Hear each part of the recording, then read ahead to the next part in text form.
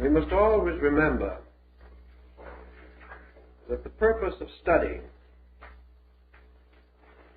is, at least in part, the fact that we do not have all the answers.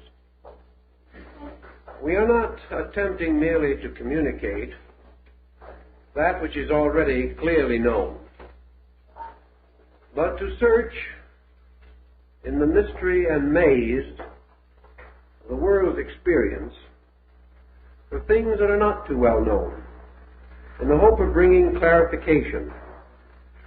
And by clarification we mean to bring forth out of ourselves additional resources with which to cope with the unknown. What we call growth, as far as knowledge is concerned, is the gradual conquest of mystery, in which by degrees we become sufficiently informed and sufficiently astute in our own contemplative faculties so that we can approach the unknown with organization and help to simplify and clarify various doubts that may previously exist. So when we begin to study the planetary theology of ancient peoples, we are not in possession of all of the facts that we would like to have available. Two problems are presented by this situation. In the first place, we are not certain that ancient man was in a position to articulately clarify his own position. A great many of his findings were held intuitively by a kind of knowledge which does not base itself upon the strict processes of reason.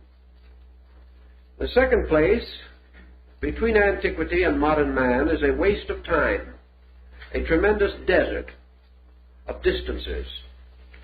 We are no longer able to think as he thought, to understand what he understood, or to build our conclusions upon the reasonable courses of events which were sufficient to his needs. Thus, between the uncertainties of origins and the additional confusion caused by the destruction of ancient records, and also by the loss of our true living knowledge of ancient languages, we must present certain reservations on this problem. But with this group of reservations, we have also certain evidence, by means of which we may reasonably deduce, or even induce, that certain things were almost certainly true. And perhaps by contemplating the network of symbols, we shall begin to appreciate or apperceive the principles behind the patterns which we can now contemplate. We must not assume that antiquity was all-knowing, nor must we assume that antiquity was all ignorant. We must recognize that there are things we know that they could not have known. But there were also things which they knew internally, which remain unknown to us because we are no longer naturally and internalizing people. They had certain interior illumination, which seems to have led them far in the search of essentials, whereas the outer light of our thinking has carried us vast distances into things not so essential. For instance, we begin our problem this evening with the problem or study of the 7 deities, or as Plutarch refers to the mystery, the 7-rayed God. Why was the 7 so vastly significant a number in ancient times? How does it happen that this number coincides with what the ancients called their planets, consisting of 5 planets we know today and 2 luminaries? These 7 bodies, in peculiarly close relationship to the earth, and appearing to move around it, have for the longest period that we know been highly symbolical and highly significant in relation to theology. These 7 wanderers, these 7 planets, by the Egyptians, by the Persians, the Hindus, the Chinese, the Greeks, and many other peoples, particularly perhaps even the Babylonians. These 7 planets were always identified with 7 deities. These 7 deities, in all these different groups, divided and organized themselves in practically the same patterns. And the powers of these deities, regardless of the names by which they were known, were identical. Thus the number 7 comes to us with a tremendous and almost awe-inspiring pressure of validity. We know, for example, that there were 7 principal deities among the Chinese, but their astronomy seems to have been a little better than ours of the ancient world, for they had the 5 ancestral gods corresponding to the planets, and they also had 2 other deities corresponding to the sun and moon. You will remember that at the time of the Annunciation of the birth of Confucius, 5 old men entered in a vision, carrying or leading among them the Kirin, or Qilin, a magical animal, a kind of unicorn. And these 5 announced the coming of the great sage. At the time of his birth, it is said, these 5 old men were on the roof of the house in which he was born. Now, the Chinese emperors, for at least 2,500 years, have celebrated the mystery of the 5 old men. And they were definitely and distinctly the planets. These same Chinese people also intimated 2 mystery gods that were concealed behind other symbols. Perhaps these mystery gods were the 2 planets that were later to be discovered, Uranus and Neptune, concealed beneath the symbolism of the sun and moon, which served temporarily to complete the septenary. But we also know that in the Buddhist doctrine, there were 7 primary Buddhistic powers. These 7, the great eternal bodhisattvas, are never represented, however, in their fullness. We have only 5. Like the 5 old men of China, we have the mention of 7 Dhyana Buddhas, but we only have pictorial presentation of 5, arranged in the form of a hollow square, with the 5th in the center. Now, the Greeks had the same subterfuge of using 5 and 2 in a very strange combination. Philo-Judaeus tells us the 7 planetary gods were the vowels, or the 7 powers of sound. Is it not interesting, therefore, that we are still having trouble with our 7 vowels? We only recognize 5. And we have a funny old doggerel verse that has been used in school for a long time. The vowels are A, E, I, O, and U, sometimes W and Y. We've never been able to quite arrange this W-Y situation. We have, however, the 5 vowels that we know. Researchers, even in so conservative a field as Dr. Rhines, in his extrasensory perception research, follows the old belief that man has 7 senses, but we can only find 5. Again, 2 concealed. And we are told that these 2 concealed sensory perceptions relate to the extrasensory gamut, or perceptions that are as yet in potential, but not yet in potency, in the life of the average human being. Thus we have a series of strange 5s that fall short of 7. And this peculiar situation has continued even into the study of sacraments, where certain sacraments were for the laity and certain only for the priesthood. The ancient Kabbalah says that originally Moses wrote 7 books, of which 5 are the Pentateuch and the others are lost. The so-called 6th and 7th book of Moses that you can buy in paper bindings in some bookstores, this compound is a forgery, dating from the Middle Ages. But the 5 books of the law are said to have been only 5/7 of the original revelation. So this 5 again appears. And wherever this 5 appears, it has been tied to the planetary mystery. Now, if we wish to assume that the divine creative power was a septenary, let us consider for a moment what Pythagoras thought of the septenary. From the earliest studies of numerology, back in the classical period when folks really took it seriously, and which at the time when it was applied directly to certain classic alphabets, and this is important because in ancient times men paginated and numeralized by means of letters, which we no longer do. Therefore pages were lettered instead of numbered, and every letter had its numerical equivalent, unvarying. We do not have this in English. But according to Pythagoras, the number 7 was the number of law. It was the number of the universe. It was the number of the gods and of the immutable principles which lie at the root of existence.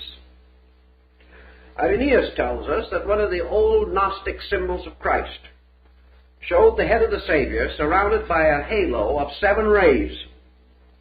These rays, assumedly, representing the 7 powers, the Messianic dispensation. We learn in the book of Revelation of 7 churches which are in Asia. And these, of course, carry very closely to the 7 chakras of the Tantric Vedantic system in India. And the moment we go into the problem of the 7 chakras, we come again into the 5-7 difficulty. Because our systems in Asia break up, and some systems insisting that there are only 5 of these centers, and the other systems representing 5 developed out of 7 and 2 in potential. So we come back to this strange number again. And this number constantly fights the struggle between the 5 planets and the 7 members of the solar system anciently known and recognized. On another level then, let us go back to our Egyptian religion, where we learn that Ptah, P-T-A-H, the potter of Memphis, the deity who fashioned the world upon a potter's wheel in the form of the egg of Seb, the great mother goose. By the way, a little tie-up to our fairy stories and our mother goose legends, because in several religions the world was created in the form of the egg of a mother goose. Rather curious. But folklore has stepped in and distorted these things almost beyond resemblance to the facts. But Ptah, who fashioned the world egg, similar to the world egg of the Greeks, which broke into the golden and silver hemispheres and gave birth to Castor and Pollux. But this egg, fashioned on the potter's wheel, was the work of the master builder, the master potter. And Ptah was the lord, governor, and presiding genius over the 7 Harmonian artificers. And these Harmonian artificers in Egypt were dwarfs, mysterious little beings represented glyphically as gnome-like figures, each of which held in its hand a bare knife, held in this kind of a position, upright knife. These were the knives with which the worlds were gouged out of space.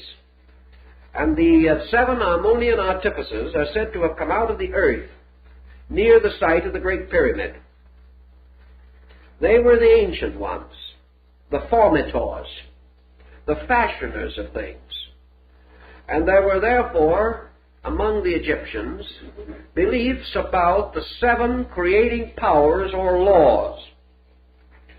In the ancient Kabbalah, the creating fiat or word was spoken in the form of the 7 vowels, 2 of which, again, were mystery vowels or secret letters, which could not be known, and for the deficiency of which the great name could not be restored, captured, or preserved.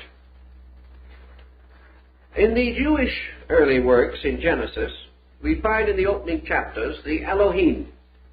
And the Elohim are the 7 creating powers of the great deity who is said to have fashioned the world in the opening chapters of Genesis. These are the spirits of God that moved upon the face of the deep. Their number was identical with that of the Ammonian artificers of Egypt.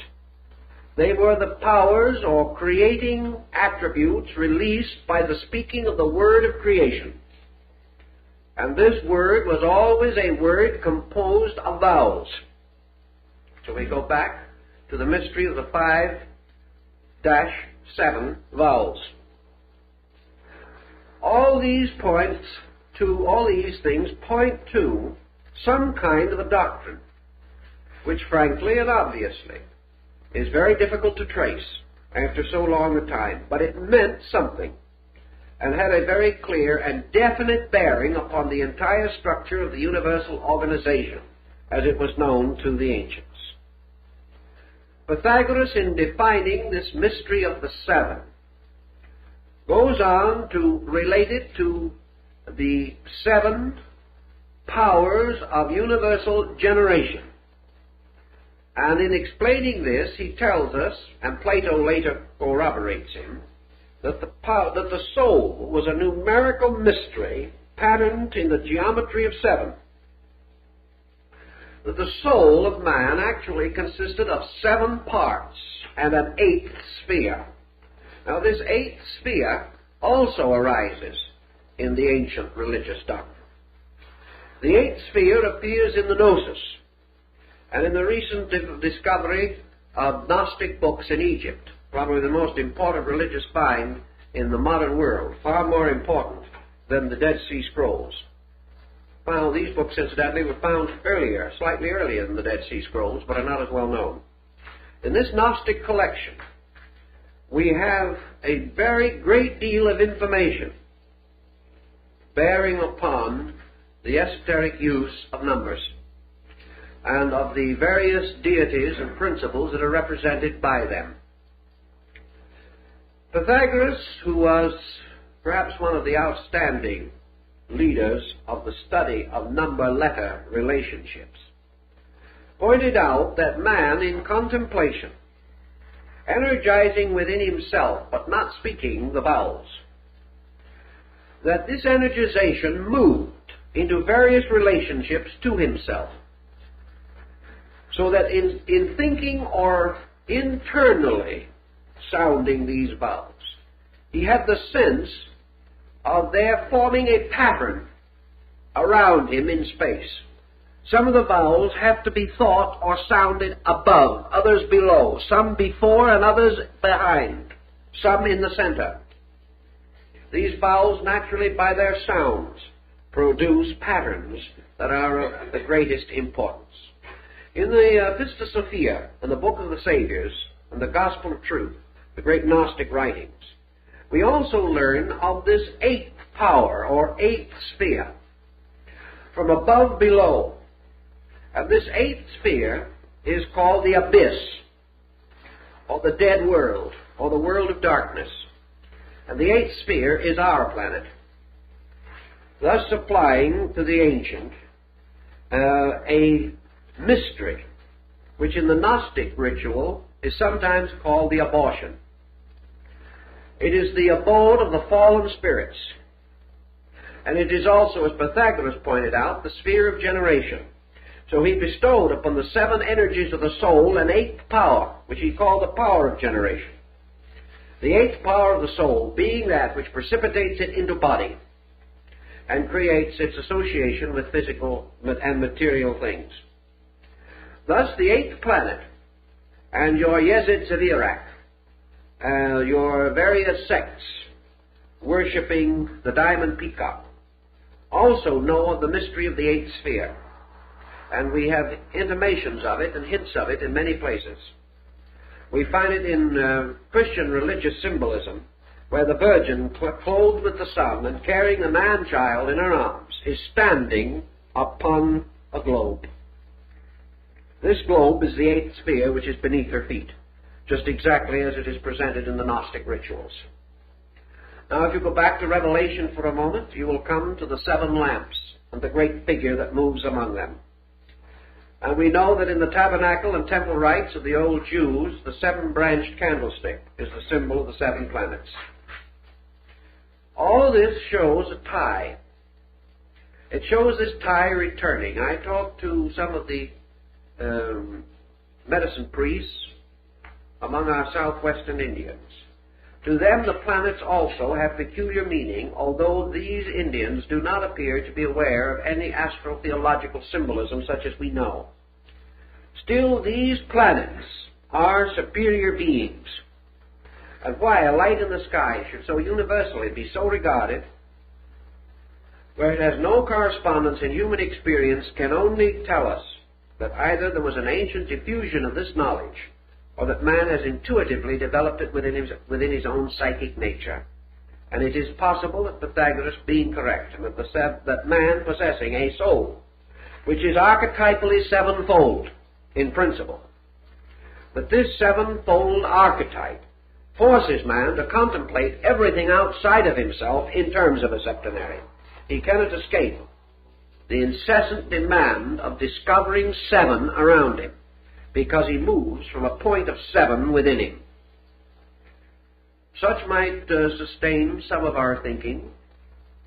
And so we proceed to some of the theological systems and devices by means of which this particular and peculiar pattern is revealed to us. The seven great gods have always played their dominant roles, and each of these deities has had a common purpose or reason for the symbolism that has arisen around him. A very good description and discussion of this will be found in Godfrey Higgins' great work, The Anacalypsis, which is probably one of the most exhaustive and, for most readers, exhausting study of the subject that can be discovered. But Higgins, who had a monumental capacity for analogies, traced through practically every religion of the world, not only to discover the septenaries, but also to discover the numerical equivalents of the names of deities, so that these in turn could be fitted into this essential septenary pattern. His attainments in this direction, or in these directions, were outstanding. Do we have, in our experience, certain patterns on which we can build? What are the analogies that we really know, or believe that we know? Let us begin with one of the luminaries that perhaps will offer itself for our early contemplation. The Egyptians declared that Isis represented or symbolized the lunar power. But this was not enough in itself, because in all these ancient peoples we can't exhaust their thinking with a single statement. Therefore, we have to go further. Isis representing the lunar energy from Isa, meaning ice, frozen. Something held locked, crystallization. These terms might be applied to what we have often held to be the condition of things on the moon. But Isis, as the lunar mystery, represents the moon in the form of the generative impulse of the moon as mother, the moon as the source of fecundity, the lunar cycle, which is particularly preserved and was anciently religiously noted as being tied to the menstruation cycle, the cycle of fertility and of generation. Now, the moon, we know, has two phases or qualities which are particularly noticeable, namely that it increases and decreases in light, and that it is at sometimes full and at sometimes totally invisible. Also that it may appear as a crescent or as a partial sphere. So the Egyptians had two deities, the white and the black Hathor, to use in connection with the lunar phases. And the black and white Hathor governed or ruled the underworld. And the underworld, of course, now, for our thinking, is our eighth sphere, or the earth. This is the underworld of Plato, to which men come not go not when they die, but come when they are born. For this is the purgatorial, the underworld, right here among us, as we are gradually coming to realize more clearly every day. Now, Isis has a sister, whose symbol is called Nephthys, from which we have our word naphtha. Now, Isis has always as her symbol the empty throne of the sun god, and Nephthys has as her symbol a bowl, a hollow bowl. The hollow bowl, of course, is the symbol of the earth, because the earth is the receptacle of energies, according to the ancients. It is the mysterious cup which catches the wine of the Eucharist, or the wine of life. The earth is the Sangreal, which contains within itself the Sangre Real, or the blood of the king. The earth is the receptacle, just as the physical body of man is the receptacle of the principles which make him a living thing. So Nephthys represents the earth, or the lunar energy, in its physical potential. So the moon and the earth are sisters. And if you go into the ancient astronomy, you will be able to suspect that this could well be true. And in your East Indian doctrines, the affinity between the moon and the earth is very close and might be regarded as a relationship, such as that between Isis and Nephthys. Now, in the other systems, we find other deities representing this. We have, for example, Diana, who is the great lunar deity of the Ephesians and Etruscans and other Greeks. Her bow is the lunar crescent. She is the huntress. She is hunting for the deer, and is often found or represented in ancient art throwing her javelin or firing her arrow into the flank of a stag. The deer, of course, is an earth-moon symbol, and has always been so represented, from the deers on the Yggdrasil tree of Odin to the deer that pulls the sleigh of Santa Claus. The deer has always been a symbol. It has been a symbol of imagination.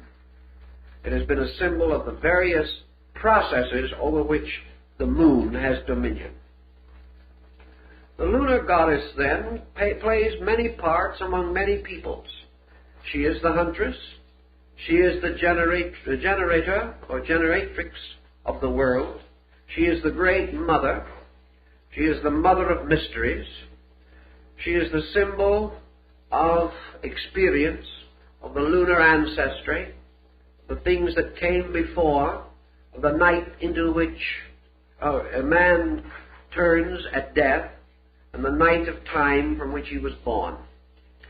The night moon symbol is very, very prevalent among ancient peoples.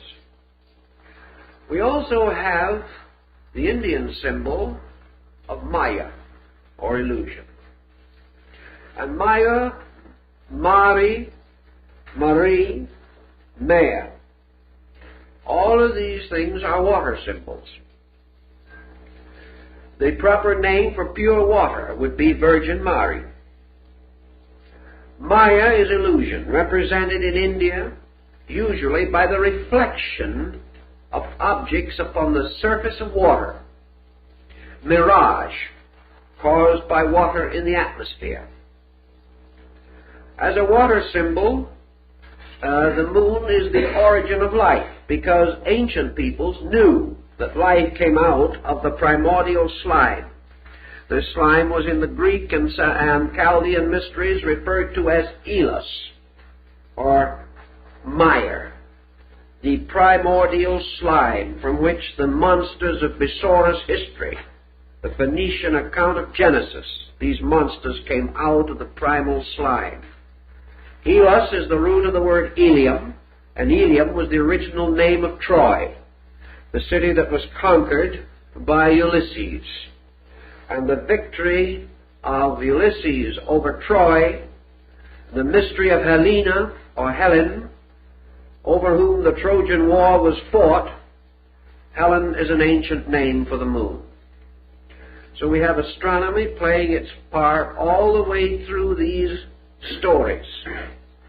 And we find almost always your lunar symbol as representing an illusion of some nature which must be overcome.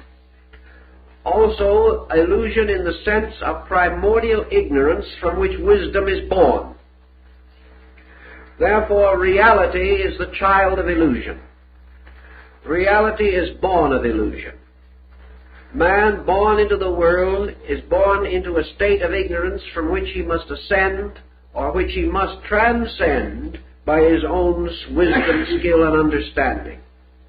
Therefore, through the illusion of life, through the miseries and misfortunes of ignorance, through wrong action, man is gradually pressed on to the achievement of truth.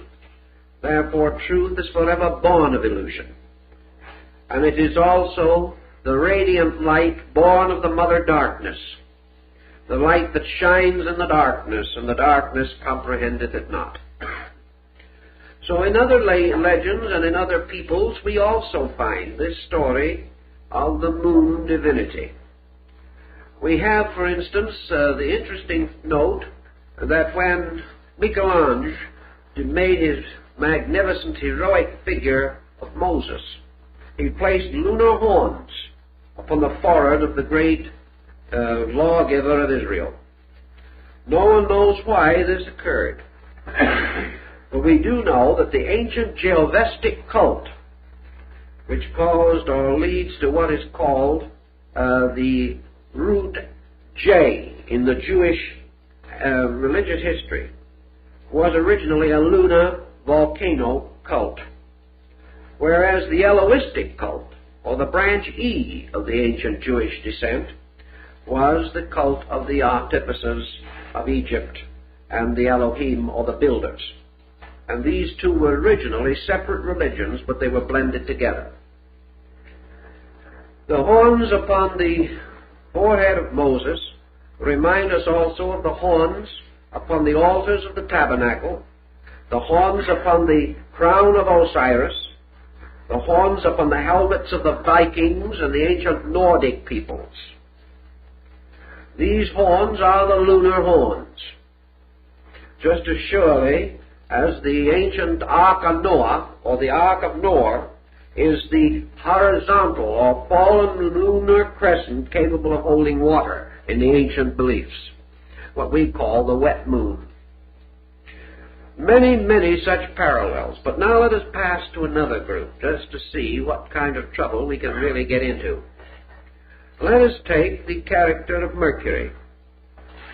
Now, the planet Mercury in astrology, which has come down from the inscriptive tablets of Sargon, and which has never changed greatly its meaning, either in Eastern or Western thinking.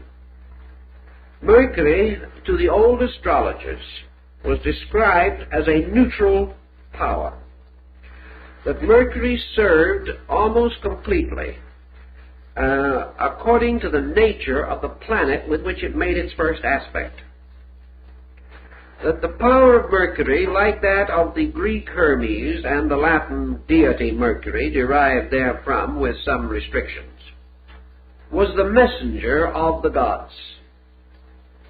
The peculiar symbol of the mercurial message, or the messenger, was the power of the dog, the faithful dog star.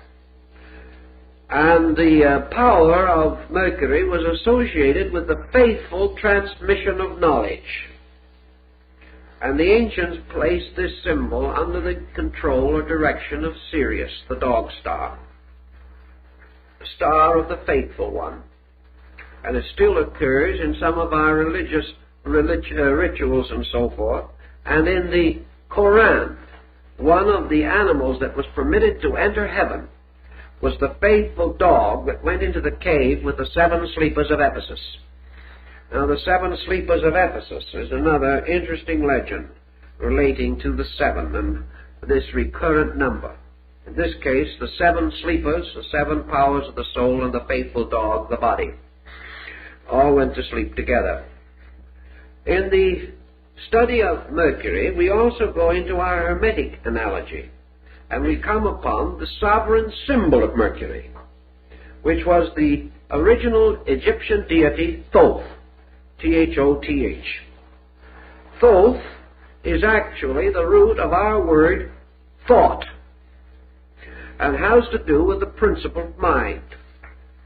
Thoth was regarded as the author of the great body of sacred writings, more than 40,000 volumes. We are not to assume, of course, that these were the writings of one person, but the writings of one mind distributed among all living beings. Universal mind writes all things. The Thoth, or Toat, of the Egyptians later became the Thoth Hermes of the Osirian cycle, and this in turn the Hermes Trismegistus of the later Hermetic teachings which arose in Alexandria at about the beginning of the Christian era. Thoth's symbol is a stylus and a writing tablet. He is the symbol of the faithful recorder of things. He is the one that receives the messages of the gods and faithfully preserves them for all time. He is therefore the symbol of the messenger.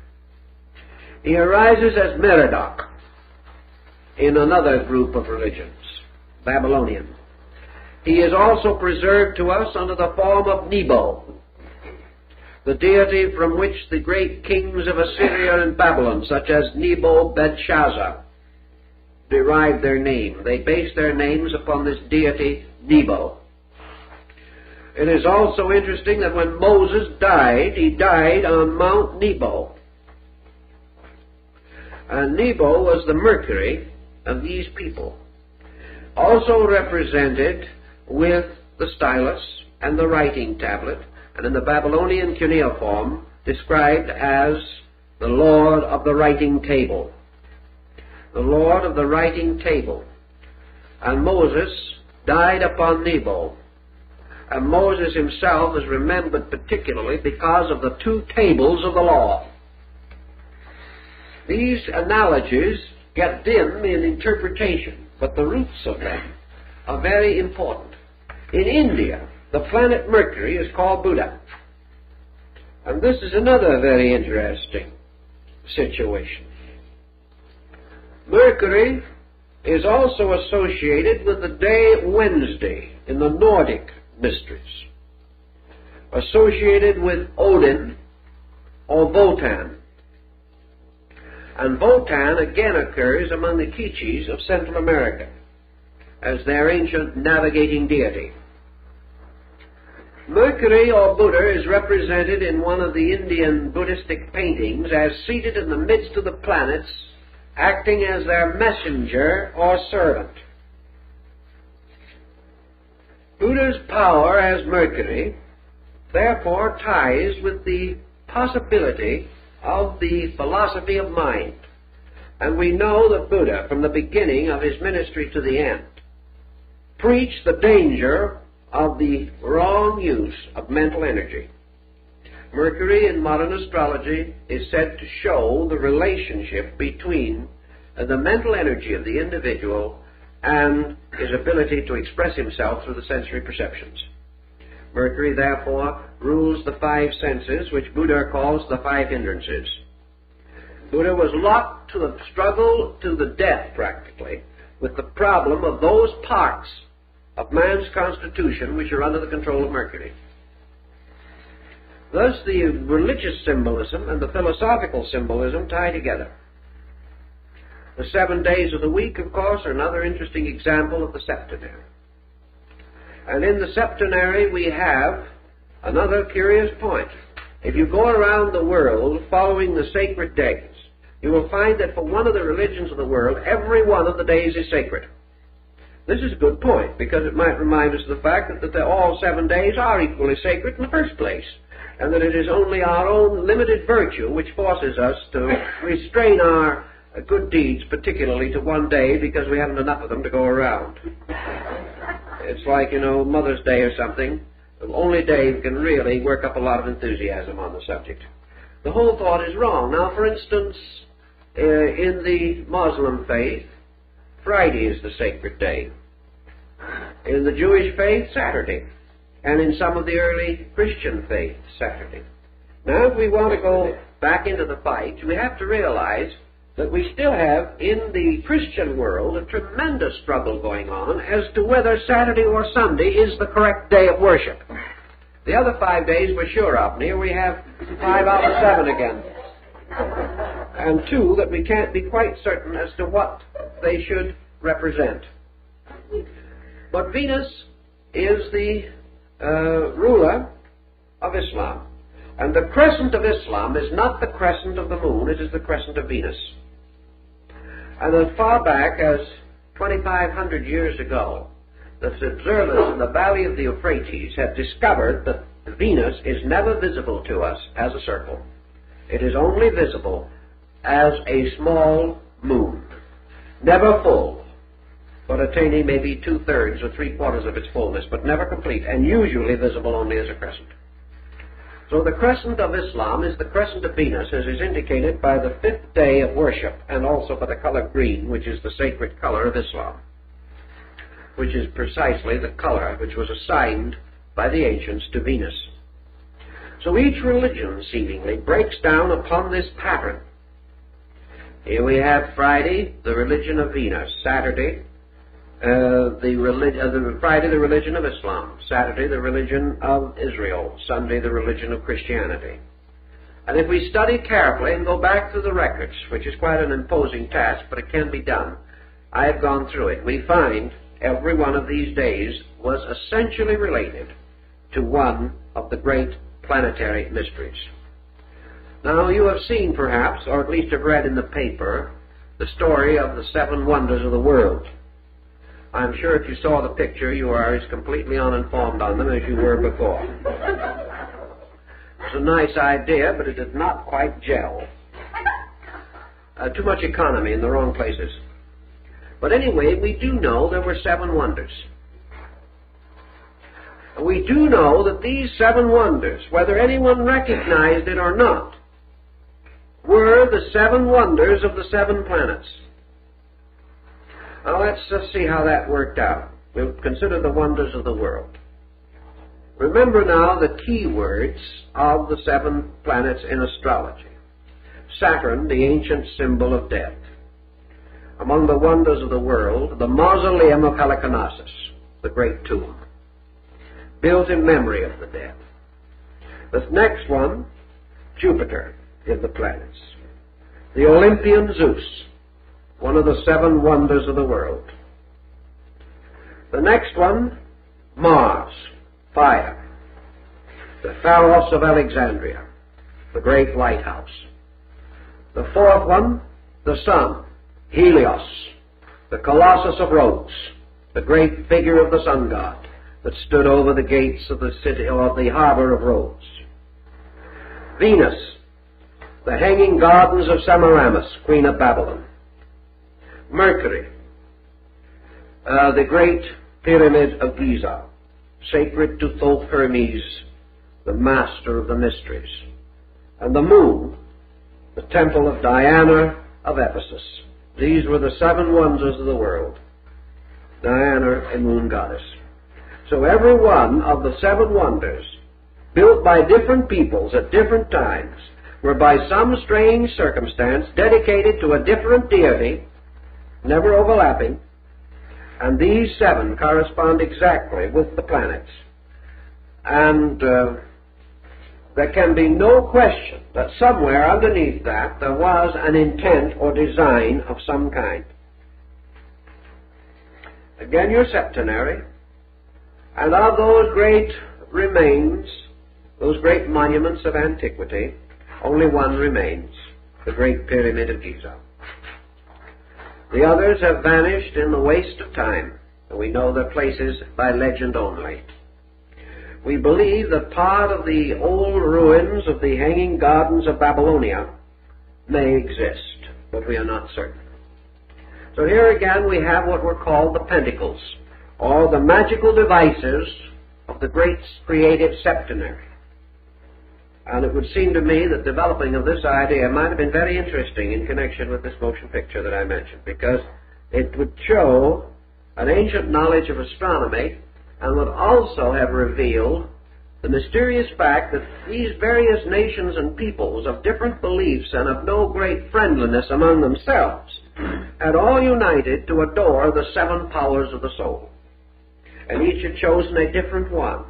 And each had chosen the one that was related to his own religion, showing that at that time there were seven of these groups, each worshipping one of the seven planets, powerful enough to undertake and complete the enterprise referred to under the story of the wonder, which one of the seven wonders it may be. So here's another case where these planetary symbols have moved in on us. And we can keep on going, and we can find them in Polynesia. We find them among the Eskimos. We find them everywhere. And out of these symbols, we come by degrees, as in the case of Mercury, to the realization that we are dealing with basic or symbolic principles, that there is a relation between the sensory perceptions of man, the races of man, the continental diffusion of human culture, the species and the types, genera of living things, all of which are capable of septenary division.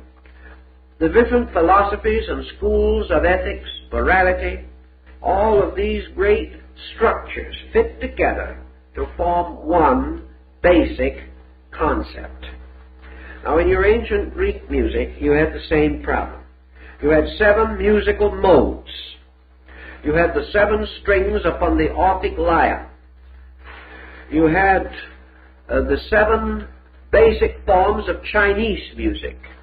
And you have the septenary restated in the ragas of India, particularly in playing upon the great instrument, the veena, which is the sacred instrument of the goddess of music, of wisdom, and of harmony, the deity Sarasvati. Always the same number. The Chinese name the strings of their musical instrument after the planets.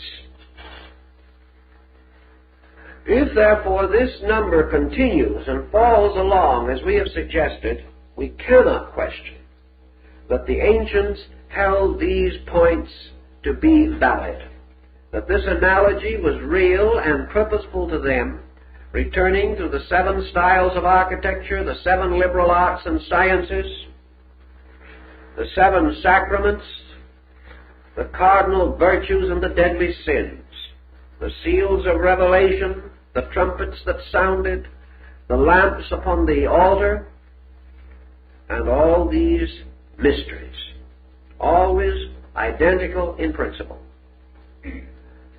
Now let us take another one of our groups of symbols and see what we can do with the deity Osiris.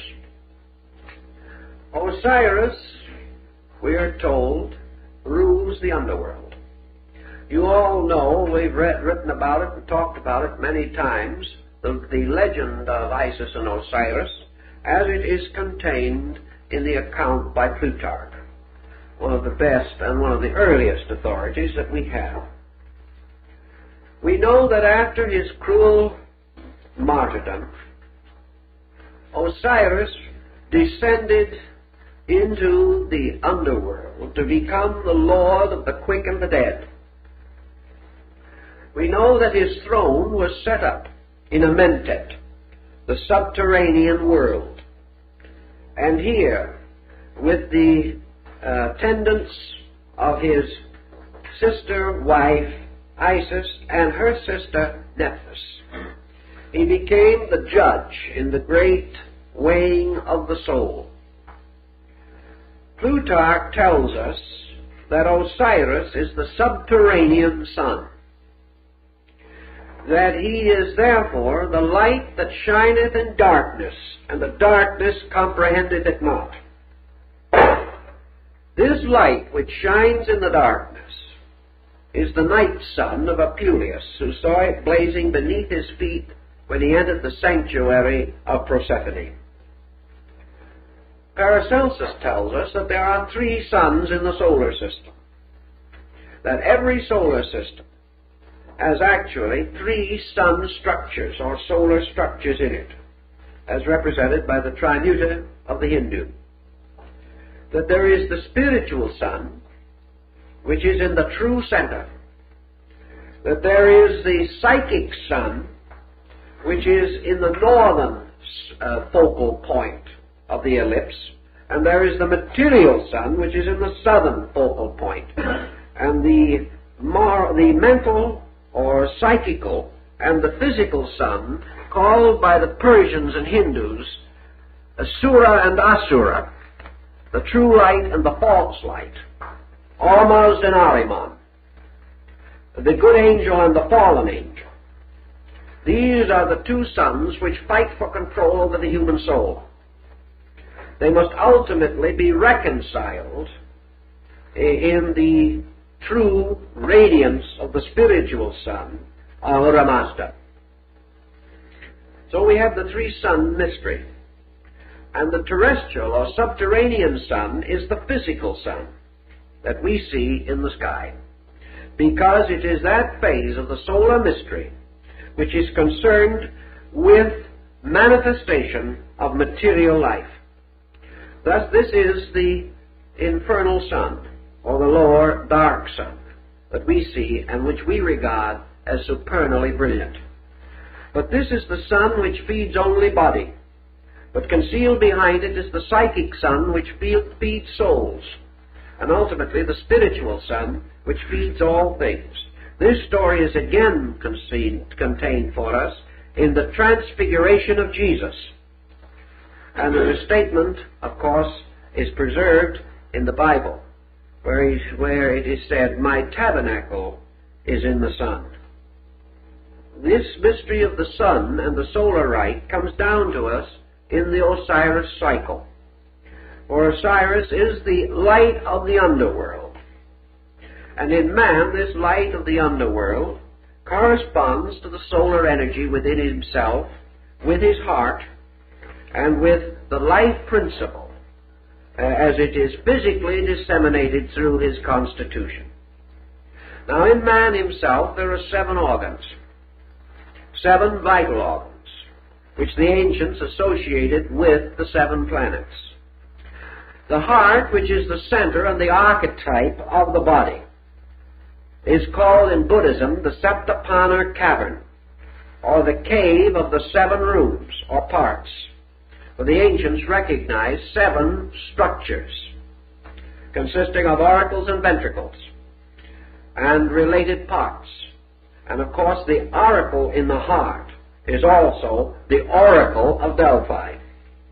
For it was from the heart that the great oracular manifestations were revealed. As the man thinketh in his heart, so is he. The heart is therefore the oracle, placed in the center of man's earth, which is, of course, the omphalic stone at Delphi. In this mystery also, the Hindus tell us that there are 7 parts of the brain. And Albertus Magnus gives us also the septenary division, that the 7 planets are posited again in the brain as their polar positive extremity. And that also, as the earliest researchers indicated, there are 7 sections of the human eye, and that every part of the body is septenary. We know that there are 7 important ductless glands, forming the endocrine chain, which still represents the most mysterious structure of the body, And I was talking to a doctor not more than 3 months ago, and he said, yes, we still think in terms of the 7 ductless glands, although we have a tendency to gloss over it, for the reason that we understand 5 and know nothing of the other 2. We have the same problem again coming up. The pituitary and pineal, while we may not say we know nothing about them, we do know something, but we do not know enough about them. We know a considerable amount now about the pituitary, but the Sabbath gland, the 7th, the gland of the arch of the entire system, the keystone, is still an almost impenetrable mystery. This 7th, by the way, is the eye, the mysterious, internal or all-seeing eye of the mysteries, which is again the symbol of Osiris, as worn upon the throne crown of of Isis. So these problems come back in great mystery to us. But Osiris, as the subterranean sun, his body filled with eyes and plumed with the crowns of the north and south, or the extremities of existence, is part of a great solar cycle mystery. And his relationship to Typhon and the destroyer is not difficult for us to restore if we think a little. Quetzalcoatl, the feathered serpent deity of the Mayas, is another Mercury god, or another Hermes.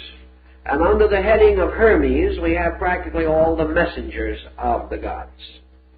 Now let's give a little thought to our old friend Jupiter.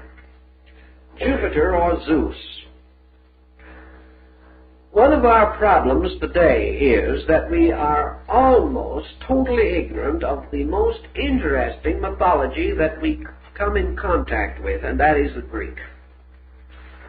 With the exception of those mystifying and hopelessly inadequate fables so lovingly preserved for us by Bulfinch, we have almost no knowledge of Greek theology. We have some fables and legends of Jupiter riding around in space in his chariot, or changing himself into a bull and carrying away Europa. These things are comparatively meaningless as we are now given them. But that they are meaningful must have been true. Otherwise, they could not have held the admiration and respect of a people. For the creative power of the material world, the demiurgus, or artifact, or artificer, the builder of the material world of things. Zeus is divided into 2 other deities, Zeus Poseidon and Zeus Hades. Both Poseidon and Hades, the water and underworld deities, are aspects of Zeus, or belong to his order. Therefore, the Greeks tell us there was a celestial Zeus, the one sitting in the heaven with the thunderbolt. There was an aqueous, or terrestrial Zeus, Poseidon, lord of the seas. And there was an infernal Zeus, Hades, keeper of the underworld. And these 3 were the aspects of the mundane creating power. And these 3 aspects give us the 3 objective worlds in which we exist. Zeus, therefore, in man psychologically corresponds in many ways to the rational ego. Zeus can be compared to the mind united to the ego principle, and therefore becoming the ruler of man's underworld, or the personality. Zeus is the archetypal legislator of personality, ruling the world from the personality downward, and constituting, therefore, in his 3 aspects, the mental, emotional, and physical attributes of man. Also, these attributes as we find them in the universe. Man being only a miniature archetypal pattern of something greater, or a miniature of a greater archetypal pattern. If we begin to study these points, we shall see that our astral theology forms a series of keywords, or keys, by means of which, through simple symbols, we can arrange all the patterns and designs of the creative processes of life. Now, if we go back to the early legends, for example, we discover that Zeus, representing the third created power, the power of the material world, was required or forced to overcome the titanic forces. Now, in Greek mythology, there was a group called the Titans. And the Titans are the ones who stole Dionysus, or Zagreus, the son of Zeus, took him out into the fields of space, killed him, boiled his body, and ate the flesh. And when this occurred, Zeus, becoming aware of the smell of the fire in which they were cooking the body of his son, turned his attention, his one eye, which, like the eye of Otan, was the eye that saw all, turned this eye upon the Titans in chaos, perceived their crime, and launched his thunderbolt upon them, in which he destroyed the 12 primordial forces.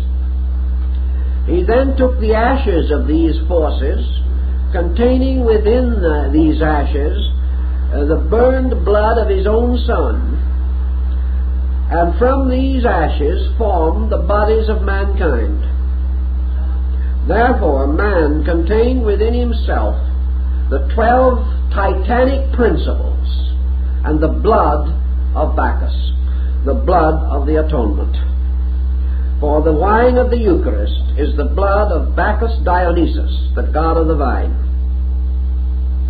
represented usually bearing the vine or grape-wound staff surmounted by the pine cone, which of course was the symbol of the endocrine chain, with the pineal or pine cone gland at the upper end.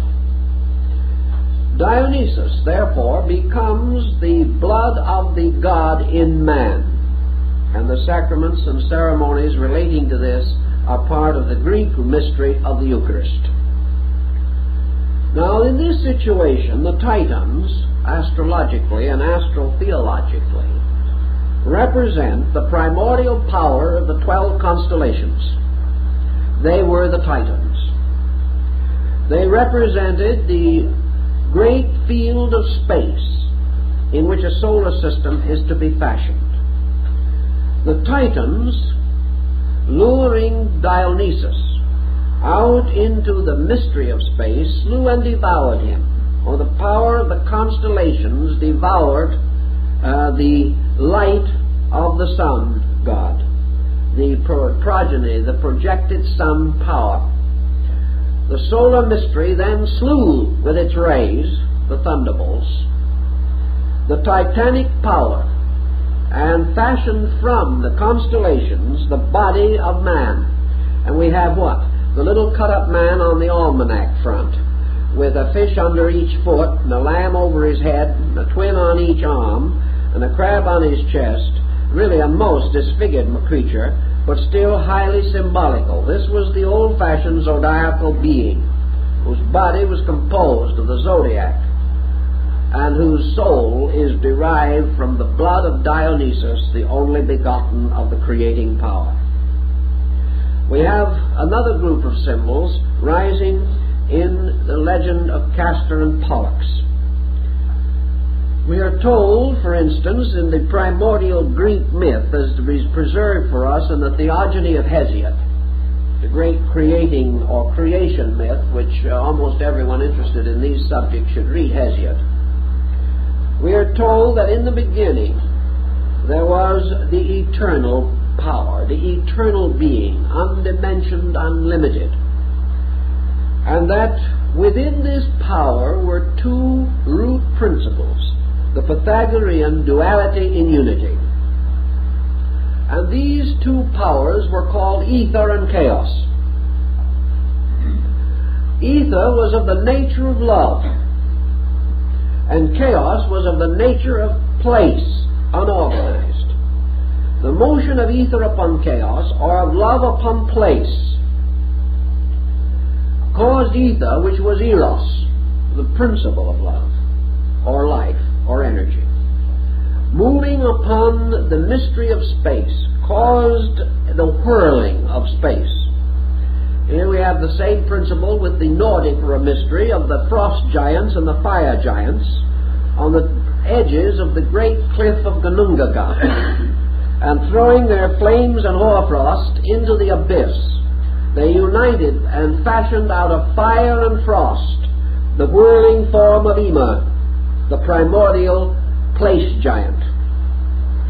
In the Greek system, the struggle of ether against chaos caused motion. This motion ultimately became a great cyclic motion, or a curved continuum, that turning upon itself formed ultimately the great field of the world egg. In due course of time, the world egg burst open. But perhaps before we get to this, which is a very dramatic episode, we could leave you in suspense for a moment as to what is going to happen, and mention something else about the egg, which I think is very interesting. Namely, that this egg was divided into a northern and southern hemisphere, of which the northern was gold and the southern was silver. Remember the use of the egg symbolically, and the colored Easter eggs by the Druids, and still the use of the sacred egg at Easter by the Greek Orthodox Church, in which the presiding priest gives each member of the congregation an egg as the symbol of the resurrection. Now this is an interesting thing, because the use of the egg symbol goes back to the serpent egg of Britain and the Druids and many other mysteries. But anyway, we have restored the idea now that our egg had a gold and silver hemisphere. In due course, this egg burst open, and there came forth out of the egg Phanes, the great principle of objective existence. And Phanes was a deity with 5 heads. And these heads resembled those of the cherub of Ezekiel, except that there was an extra head.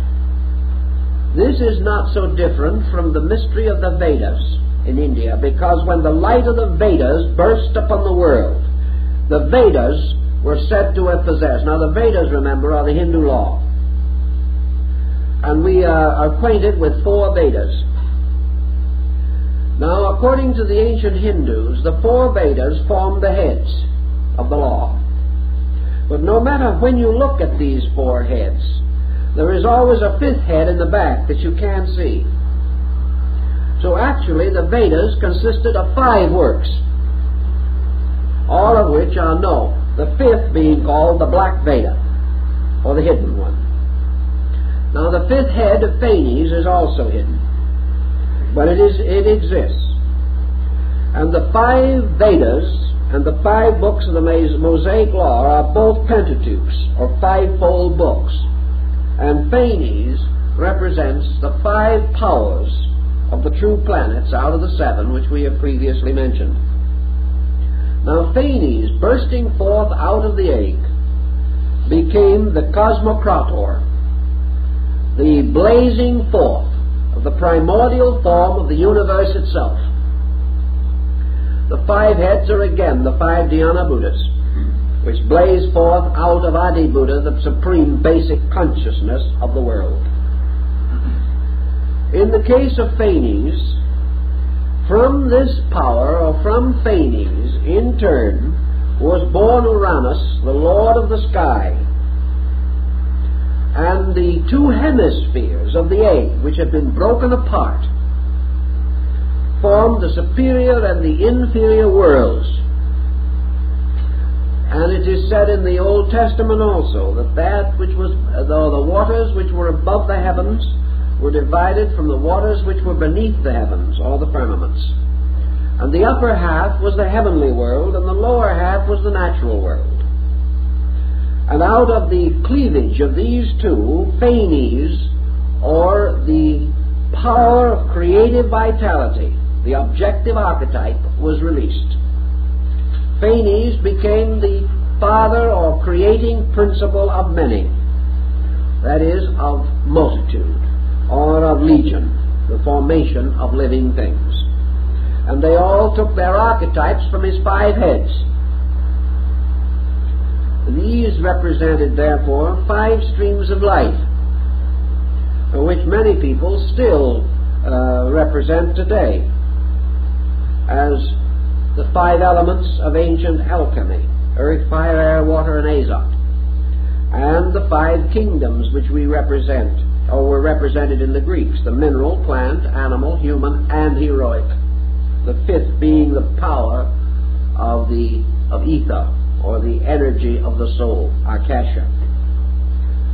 In the development of these legends, therefore, we have the use of elements, we have the use of signs. 4 of the heads of Phanes represent the fixed signs of the zodiac, which in turn become the great cross of the fixed signs upon which the sun is crucified.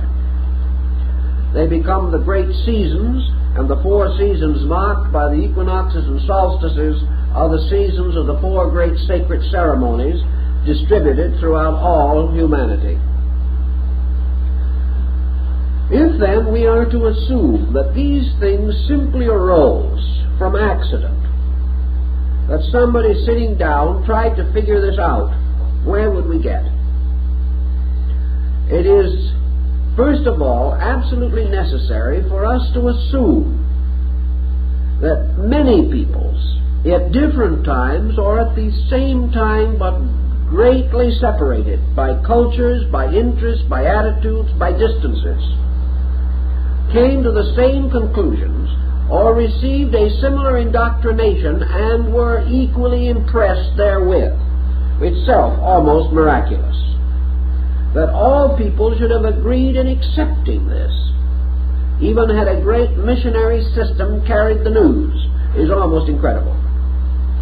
Because it would have meant to uproot earlier doctrines that these people already possessed. But what were the nature of these earlier doctrines as far as we can find them? In China, the earlier doctrines behind the rise of the great system of the kings, and I don't mean rulers, I mean the books, the kings, like the Shu King, the Tao Te King. These great books, which began from the reign of the Emperor Fu He, the earliest historic emperor. We know from the legends of China that prior to this, the Chinese people venerated the stars and built their great system upon the stars. We know that when Muhammad entered Mecca and overthrew the idolatry that was there, he was attracting the ancient religion of the Near East, particularly of Arabia, Persia, and what we now call the Eastern Mediterranean. And this religion was Sabianism, the worship of the stars. We know that the earliest faiths that we have of Egypt indicate that they were preceded by an astronomical cult. We know this was true in the valley of the Euphrates. In other words, all of our religions as we know them rose among people who had previously worshipped nature, the heavens, the earth, the seasons, and similar sidereal phenomena. When the great Arya migrations in India moved down from the Trans-Himalayan area across the Indo-Gangetic plain to occupy India as we know it today, they moved in upon the Dravidian culture which already existed there. And Max Muller says the Dravids worshipped elements, planets, and stars. So Indian culture, as we know it, arose in an environment previously controlled by star worship. How does this happen? Where was this star worship? These people were not astronomers as we know them. They did not have the equipment. They could not have known the universe as we know it today. Yet their background was the worship of heavenly bodies, elements, and things of that nature. Several groups of researchers have tried to solve the basic mystery that this presents. And we always come back to the same inevitable, namely that the impression of these patterns arises from the constitution of the human being himself.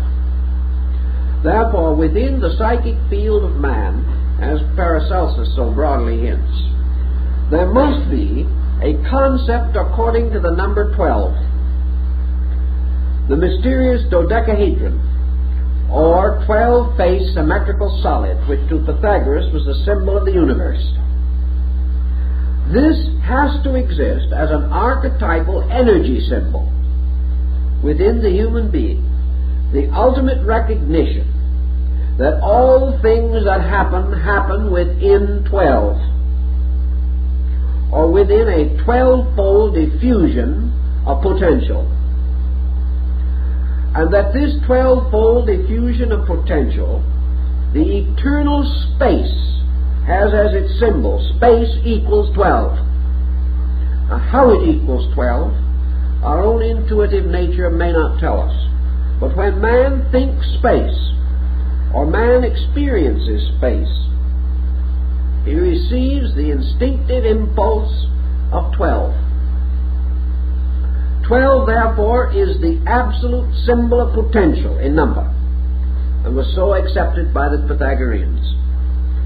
Potential is that which rests forever in abscondita, or within itself, invisible, unknown, unchanging.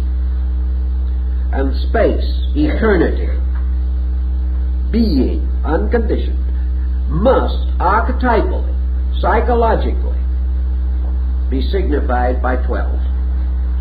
The motion of potential into potency, the emergence of things, causes the 12 powers to burst forth into the form of a septenary. And one of the greatest mysteries of ancient Hindu mathematics was the possibility of dividing the 7 creative gods equally into the 12 creative powers without a remainder. And that was a fine mathematical problem, and it was solved. It is possible that 7 can be distributed evenly through 12, and at the same time neither the 12 nor the 7 fractionalized in any way. This was one of the old calculations of the Hindus. I've seen the calculation made. It can be done.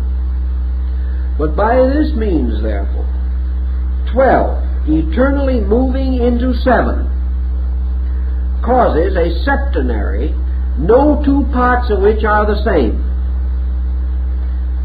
Therefore, no one of the septenary contains the same relations of the 12 elements, nor all of them.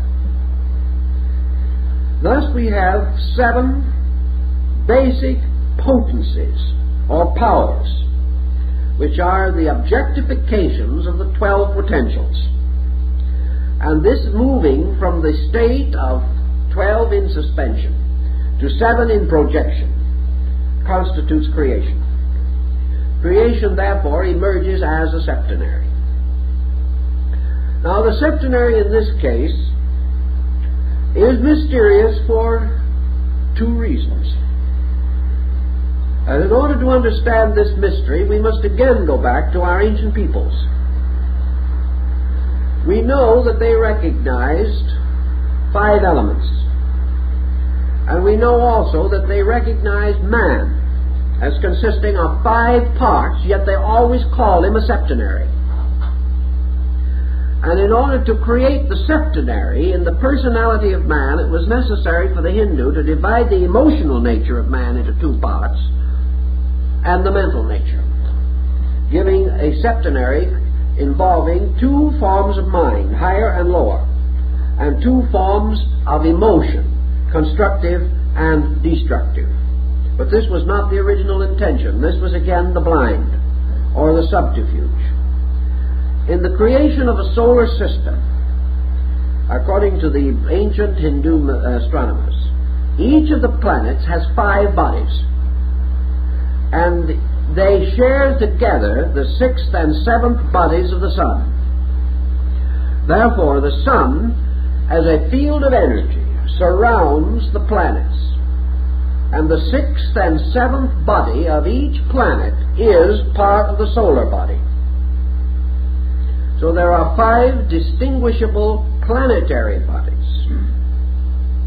And the sun then has its own 2 indivisible natures or qualities which permeate the other 5, forming again this mystery of the 5 and 2. Because the 6th and 7th bodies of planets are not individualized, but are within the 6th and 7th orbits of the solar mystery, or in the womb of the sun. They are not born. Only suns are born. Planets are embryos. Therefore, no form of life on a planet can transcend 5 levels of development without moving from a planetary to a solar focus. Thus, the 6th and 7th Buddha to come are secret. The 6th and 7th senses are secret. The 6th and 7th vowels are uncertain. Always the same symbolism. And in this, the ancients used the sun and moon as the parents of the world, the marriage of the sun and moon producing man, as symbols of these 6th and 7th bodies, which later will be clarified through the release of these perceptions after man attains the 6th and 7th level of consciousness within himself.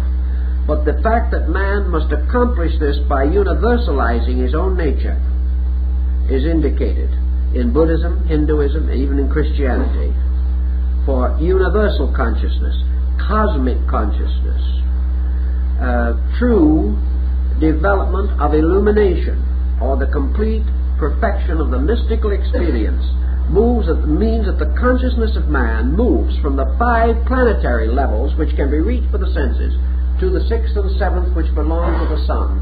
For the sun is the Messiah and the mystery center of the solar system, and the 6th and 7th degrees of consciousness have to transcend matter, whereas the other 5 are within the power of matter. So these calculations were made long ago. We wonder sometimes how they were made, but they were. And they have survived to influence every thought we have had since. Now some will say, and perhaps with a measure of sense of justification, therefore, that when we explain all of this, we are only going to explain the way man thought in the first place, and we still have no way of knowing whether it's true or not. That even if man had all these conceptions, are these conceptions valid? I think the answer to that lies again in our effort to understand how these conceptions came into existence. What is validity? Is validity to be based merely upon a physical scientific approach to a subject which cannot be so approached, and for which we have no instrument of any kind?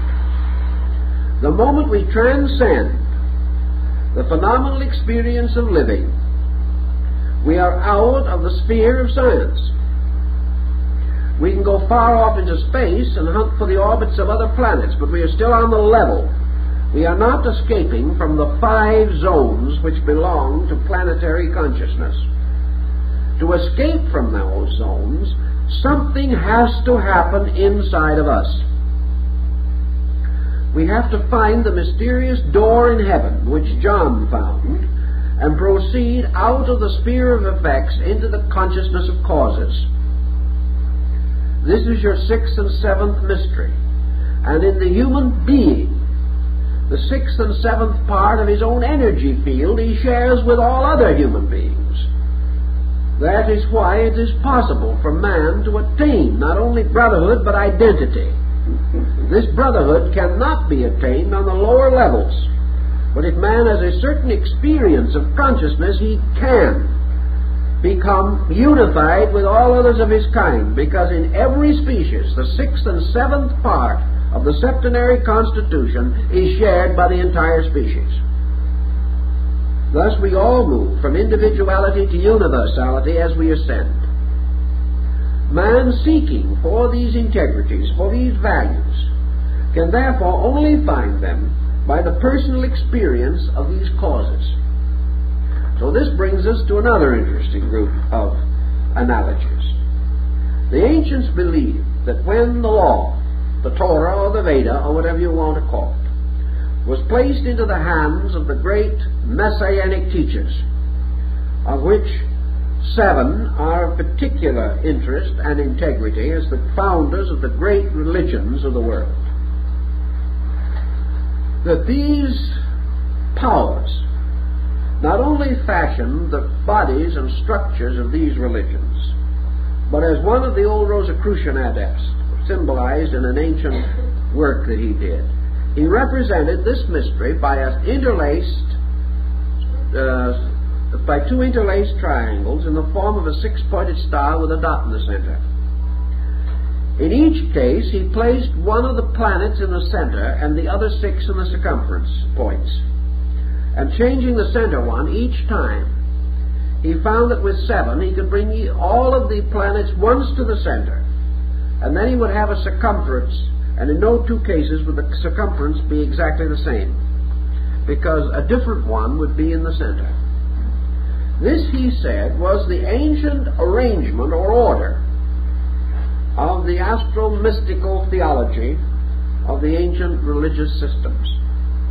In antiquity, they did not have religions as we know them today divided into 4 or 5 great name groups.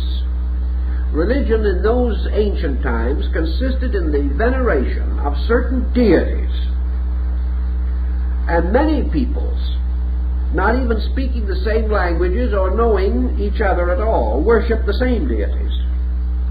But altogether, there were approximately 7 of these major religious motions. Each of these religious motions, like the 7 wonders of the world, had a different core point. It was moving on a different member of this septenary body. I was mentioning this but long ago when someone pointed out, but Life magazine says there are not 7 great religions, there were only 5. And they gave 5. What about the other 2? Well, that's an interesting point. There were more. But again, the 6th and 7th religious power has not been given strictly to religions. It has been given to all of them in common. There are 2 powers which they share in common. In the development, however, of a simple symbolic septenary of planets, we do have what appear to be 7, but 2 are luminaries in disguise. In the development of the old system, these religions each served one of these deities in a peculiar way. And each of these deities represented one of the basic aspects of consciousness. The religions, therefore, actually formed, as in the legend of Jacob's ladder, a ladder of values. For each religion was like a chakra in the great Kundali system of the meditating deity who fashioned the world.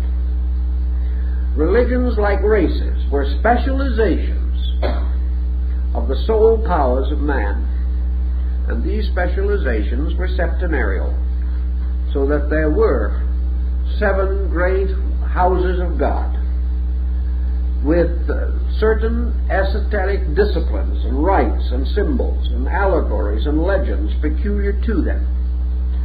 And these religions arose within racial structure and within national distribution. The whole thing was mathematically fitted together. Frank Higgins, Masonic writer, working about 35 years ago, took the globe of the planet and he began to study this problem of the 6-pointed star with a dot in the center. And he placed this star within the interior of a globe, with the upper and lower points coinciding with the poles. He then whirled this star, so to say, within this globe, causing the other 4 points of the six-pointed star to make lines around the globe at the points where they actually touched the surface, the inner surface of the globe. And he considered these points degrees of latitude. He then went on and continued his studies by dropping lines from various parts of the earth to the core and to the opposite side, always keeping the original form of the six-pointed star.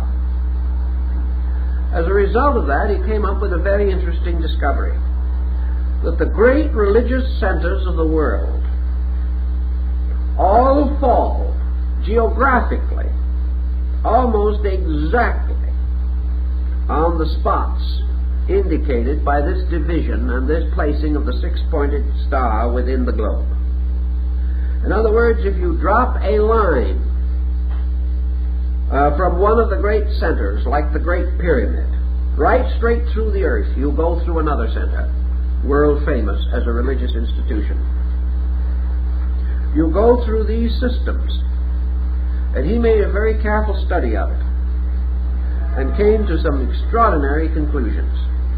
That the entire distribution of man's worship has been mathematically correct in terms of the earth on which he lived, which is not remarkable when we realize that whoever built the pyramid, not less than 4,000 years B.C., was able to orient that building at that time to the 11th decimal point. We could hardly do it today without a great deal of calculation. Anyone who could do that must have had a profound knowledge of something, particularly of the art of construction and building and of mathematics and astronomy. So these people had some basic concept of these things. Now the old peoples, the wise peoples of long ago, have another answer to this problem. Namely that in a very remote time, say the Hindus, there descended upon this earth the rishis, or the great ones. That they were the immortal sages, that they had grown up and become wise and perfect in ages of culture and civilization long before the creation of man, or perhaps even the creation of the solar system. That they were the products of great previous evolutionary cycles, and that they were the ones who placed these first findings at the disposal of man. Therefore that man did not discover them, he was given them. And that gradually these ancient ones departed and left man to the continuance of the knowledge which they had bestowed. That is an ancient Indian belief, East Indian. There is also the story that the ones responsible for these achievements of man were essentially the lunar ancestors, or the Pitris, and that they belonged to the previous cycle of life, prior to the creation of the earth, which was while the moon was a live world. And that from these distant and remarkable sources this knowledge came. We say this is legend. But we are still confronted with the problem of how were these things discovered? And why is it that with thousands of years of work we have been unable to disprove them with all that we claim to know? And that step by step, as we move forward, we go back to Plato, back to Pythagoras, and back to these ancient calculations. We have our choices. We can psychologically say that these ancient ones, the rishis and the sages, represent the potential of our own superconscious. We can say that before man developed his own sensory institution, which we call personal consciousness, while man was still without an objective integration such as we know, that he was still not ignorant, because the preconscious, or that which came before the objectification of his present intellect, contain so much more than his present consciousness is capable of estimating. Man's consciousness, like the little nursery rhyme, sort of came out of the everywhere into the here, and it knew much more when it was everywhere than it does now. Therefore, that man's superconscious or preconscious state was one of extraordinary intuitive awareness, and that the so-called rishis, the ancestors, the ancient teachers, were really his own superconscious parts. And that while he was still without intensive physical integration, these internal resources were available to him. He could consciously know inwardly, because what the Tibetan calls the eye of the Dhamma had not closed. We had not locked inner vision. Now, assuming psychologically for a moment the possibility of this line of thinking, let's see what has since happened. For the last several thousand years, man has gradually been developing a colossal neurosis. And this neurosis, as anyone realizes who thinks about it, is an abnormal situation arising from false thinking, false standards of value, and misuse of energy. All these things together add up to make the trouble. This neurosis places man under such a pressure of objective intellectualism that he can't even keep quiet. His mind has become a tumbling ground for whimsies. He is full of notions and opinions and very few actual dynamic facts.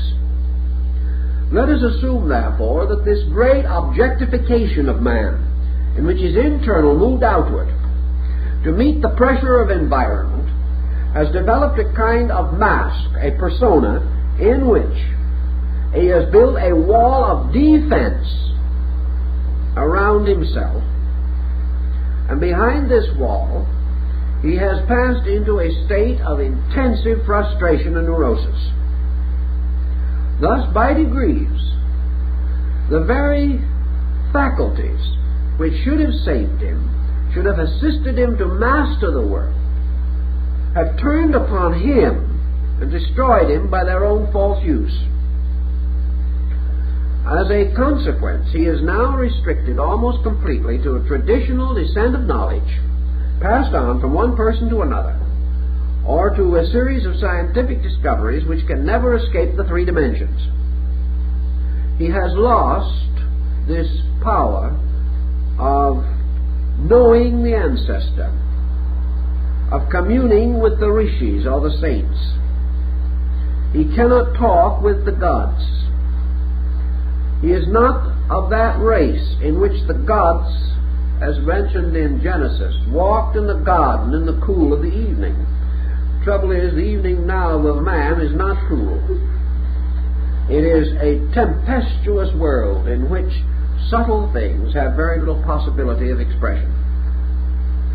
It might well then be assumed as possible that man, locking himself in an intellectual complex, which is very deep, very sound, very terrible in its implications, has simply locked the inner power to know. Therefore, that he can no longer conceive of how anyone else had it open or was able to know, but that from man's own preconscious, which is man's link with the universe, man intuitively knew, because he was able to name and recognize the facts of things, which we can no longer do. So we have several choices now.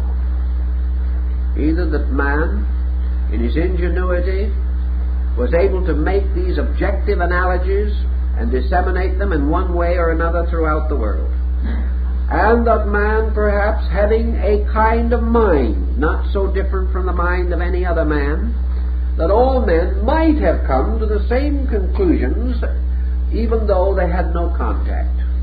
and that in a certain degree of the rise of a culture, its people always come to identical findings.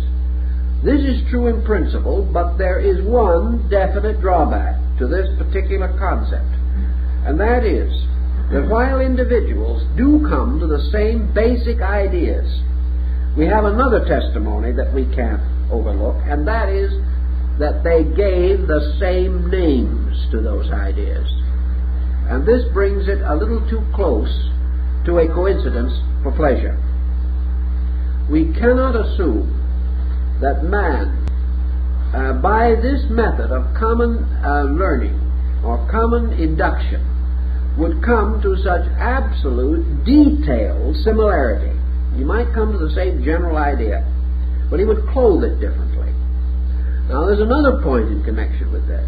We know that mythology has been clothed differently because of longitude and latitude, and that peoples with different religions and in different lands and in different distributions of climate have used different symbols for their religions throughout history. Therefore, if they lived as the Nordic people did in a very severe climate, their doctrines took on the severity of that country, whereas those living in tropical or temperate zones had much less stress in their ancient religious symbols and legends. Yet regardless of zone, regardless of climate, regardless of all other factors, the beliefs of these principal cosmological factors were never changed or modified by climate or anything else. Also, there is a very interesting situation in which the astronomical phenomena of the earth, seen from different points, differs. And yet, the symbolism which has developed by these different people is the same and has not been deflected by these historical, astronomical, sidereal differences. So we have to go even deeper than this to find the answer. And the only answer that we seem to be able to locate is that man's solar system is a cell, it is a structure, it is a witness to law. That the ancient analogies of the Hermetic doctrine were basically correct. That man can understand the solar system because he is one. And that the solar system can be experienced by human consciousness because man's consciousness is a miniature of it. And therefore that man has within his own awareness that which is analogous to everything outside of himself. Thus, through the study of his own nature, he can come to grasp the laws by means of which universal motions and energies are maintained. Thus, he can experience a structure vaster than himself, because the pattern is identical. The difference is quantitative, but the qualitative factor is the same. And Pythagoras pointed out in his mathematical studies that when quantities differ sufficiently, we suspect the difference of qualities, but this is not true. But that quantitative differences obscure qualitative identities. But actually, qualitative identity always exists. Thus man, by extrasensory perception as we call it today, or by intuitive knowledge, possessed prior to the obscuration of consciousness by sensory development, might have been able to archetypally know all things and name them according to their true natures. Then when he finally went to sleep in objectivity, these subjective things passed backward into a kind of dream state. Then your religious mysteries and your great mystical institutions and your ancient ceremonial rites came into existence, and they were rites of dreams. They were created to artificially force man away from the objective focal awareness to which he had become addicted. The ancient priesthoods worked with trances.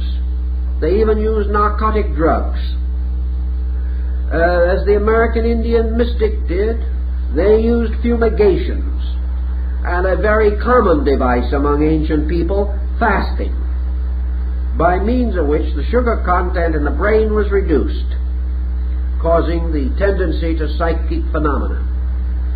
But all of these things that were done, like the reveries of the psychological analysis, were disciplined efforts set up by religion and philosophy to release the preconscious state of man's knowing through initiation, through ceremonies and rites, so that man could again attain the availability of the true knowing locked behind false knowing. If such could be conceived to be the case, I think we would then understand this archetypal system and recognize that our so-called astral theology is simply a shorthand system, a system of symbols, by means of which the individual, by using symbols for ideas, can mathematically and geometrically restore the basic formulas of existence. And he has warmed these formulas beyond mathematics by bestowing upon them not only number, but moral, emotional, mental, and ethical dimension, conveniently doing this by creating divine beings to symbolize number. These beings are gods in the Greek and other pantheons, the great orders of divinities of ancient worship, which are actually symbols of living mathematical focal points, endowed with the qualities of those points as well as the quantity or mathematical distribution of pattern, on the basis that the ancients maintained, namely that every mathematical formula was also a moral structure, a living thing, not merely a dead pattern. All this type of thinking might give us a clue to the archetypal astronomy and how it has affected our religions and why it cannot apparently be removed from religion, and how religion has continued to build on it even though it has ignored it, and continues to preserve it even though it might preach against it. And so, denying these things in many instances, religious and philosophical systems continue to use them, never for a moment intending to stop using them, because the pattern, the circumstance requires this formula, although we do not like to acknowledge where it came from. So out of these considerations, perhaps, we'll get ourselves ready for some more heavy weather next week.